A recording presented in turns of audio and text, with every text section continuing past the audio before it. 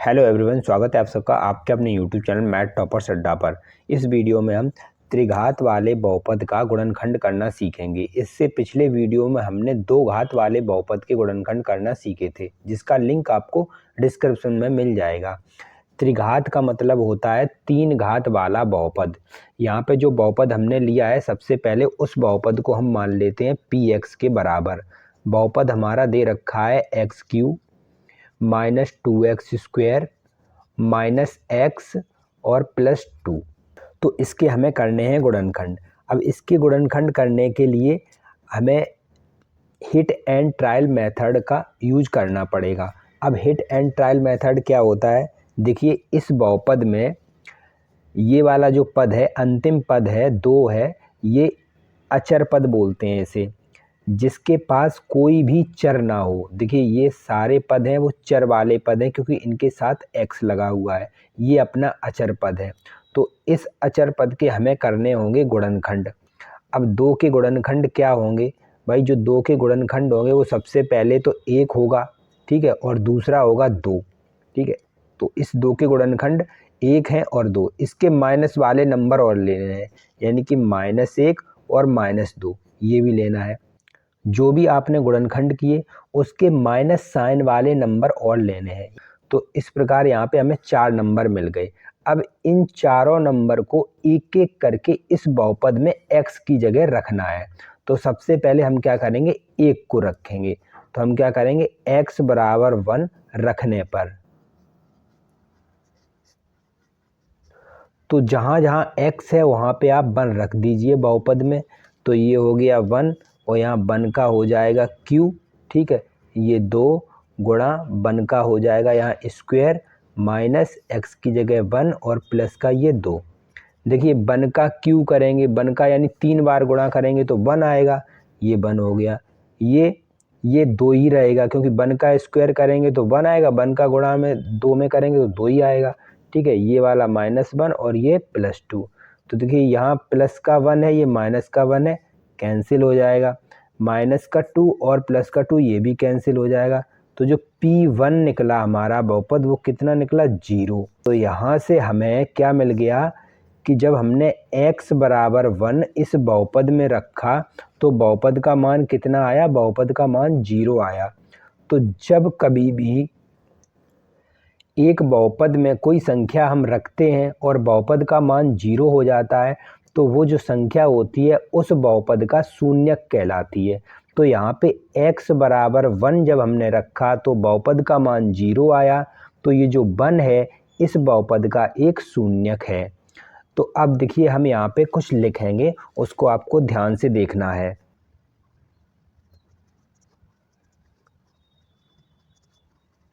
हमने लिखा यदि x बराबर 1 बहुपद px का एक शून्यक है तो x माइनस 1 बहुपद px का एक गुणनखंड होगा। देखिए x बराबर 1 पर बहुपद का मान 0 आया, तो ये इस बहुपद का एक शून्यक हुआ। जब शून्यक हुआ तो x माइनस 1, इस 1 को हमने क्या किया, ये 1 इधर था, इस तरीके था x बराबर 1 और इस 1 को आप इधर भेजेंगे तो क्या हो जाएगा, x माइनस 1 ही तो आएगा। तो x माइनस 1 इस बहुपद px का एक गुणनखंड है। तो हमें जो बहुपद दिया गया है ये वाला बहुपद, इस बहुपद का हमने एक गुणनखंड निकाल लिया। अभी हमें 2 और गुणनखंड निकालने हैं। देखिए यहाँ पे इस बहुपद की घात कितनी है, 3, तो इसके गुणनखंड निकलेंगे 3। अभी हमने एक गुणनखंड निकाल लिया है, 2 और गुणनखंड निकालने पड़ेंगे। तो अब उसके लिए आपको क्या करना पड़ेगा, ये जो गुणनखंड निकला है इस गुणनखंड से आपको इस बहुपद में भाग देना होगा। अब भाग देने से पहले एक बात और समझ लीजिए, अगर मान लीजिए कि हमने x बराबर 1 अभी रखा और ये 0 आ गया, अगर 0 नहीं आता तो हम क्या करते, फिर हम 2 रखते। अगर 2 पे 0 नहीं आता तो फिर हम -1 रखते। -1 पे 0 नहीं आता तो -2 रखते। इन चारों में से किसी न किसी नंबर पे 0 ज़रूर आ जाता है, ठीक है। तो एक एक करके हम सभी नंबर ट्राई करते हैं जब तक हमारा 0 नहीं आ जाता। चूँकि हमारा पहले ही नंबर पे 0 आ गया तो हमें आगे वाले नंबर रखने की ज़रूरत नहीं पड़ी। तो यहाँ से हमने एक गुणनखंड निकाल लिया। अब दूसरे के लिए हमें क्या करना होगा, भाग।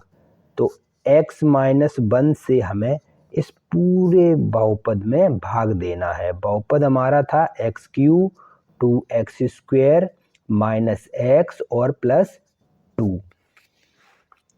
अब देखिए भाग कैसे करते हैं हम। हमें क्या करना होता है, ये वाला पद और ये वाला पद हमें बराबर करना है। देखिए यहाँ पे है x³ और यहाँ पे है x। तो x में हम कितने से गुणा करें कि x³ आ जाए।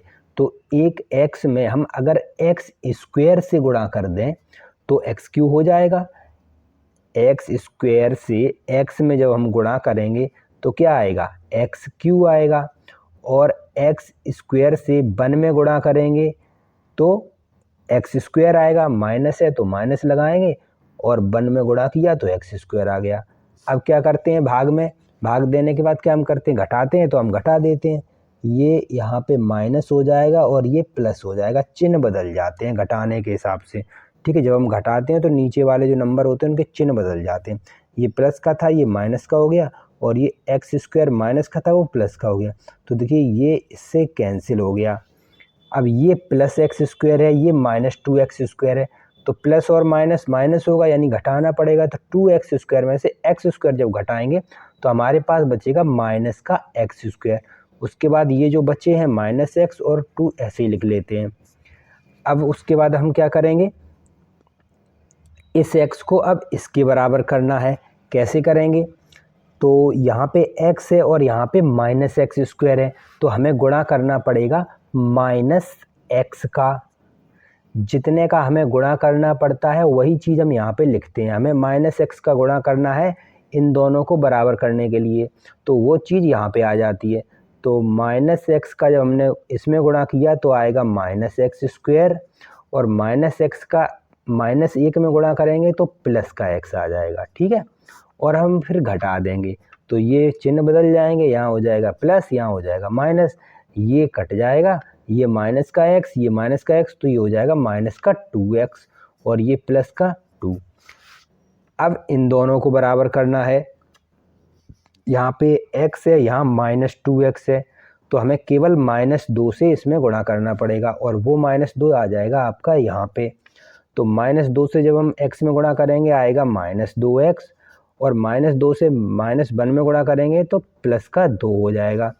घटा दें, ये माइनस का ये प्लस का हो जाएगा और ये माइनस का, तो प्लस माइनस ये कैंसिल, ये माइनस का 2 ये प्लस का 2 ये भी कैंसिल। कितना आया, 0।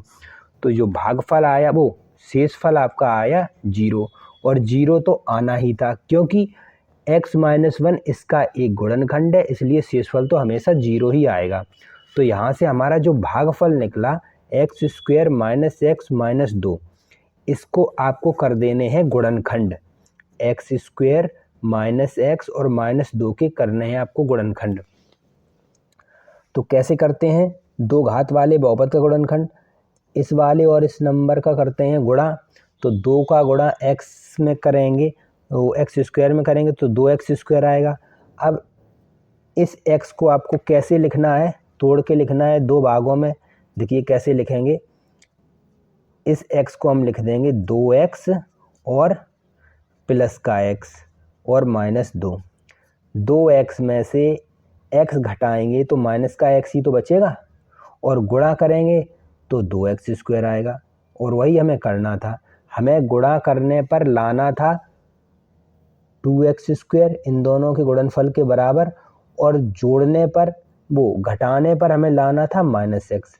इस x को हमें ऐसे लिखना था कि हमें जब हम इसको घटाएं तो x बचे, लेकिन जब हम इन दो नंबरों का गुणा करें तो हमारे पास 2x² आए। तो वही चीज़ यहाँ पे मैंने की, गुणा करेंगे तो 2x² आएगा और दोनों को घटाएंगे तो x आएगा। ठीक है, यहाँ से देखिए x कॉमन आ रहा है तो हमने x कॉमन लिया, यहाँ पे x है और ये 2 बचा। उसके बाद यहाँ से कुछ नहीं है कॉमन तो 1 कॉमन ले सकते हैं, x - 2। अब x - 2 कॉमन आ जाएगा। ठीक है, और यहाँ बचेगा x + 1। तो देखिए यहाँ से हमने 1 और 2 गुणनखंड निकाल लिए और ये हमारा पहले ही हम निकाल चुके हैं। तो कुल मिला के हमारे कितने गुणनखंड हो गए? 3। तो एक त्रिघात बहुपद के हमारे पास 3 गुणनखंड ही होते हैं। जितनी बहुपद की घात होती है उतने ही गुणनखंड निकलते हैं। तो हमारे त्रिघात बहुपद के 3 गुणनखंड आ गए, एक x-2, दूसरा x+1 और तीसरा x-1। तो इस प्रकार हम एक त्रिघात बहुपद के गुणनखंड करते हैं। वीडियो आपको कैसा लगा कमेंट करके ज़रूर बताइए। चैनल पे अगर आप नए हैं तो प्लीज़ चैनल को सब्सक्राइब कर लीजिए, वीडियो को लाइक और शेयर ज़रूर कीजिए। मिलते हैं नेक्स्ट वीडियो में, तब तक के लिए जय हिंद।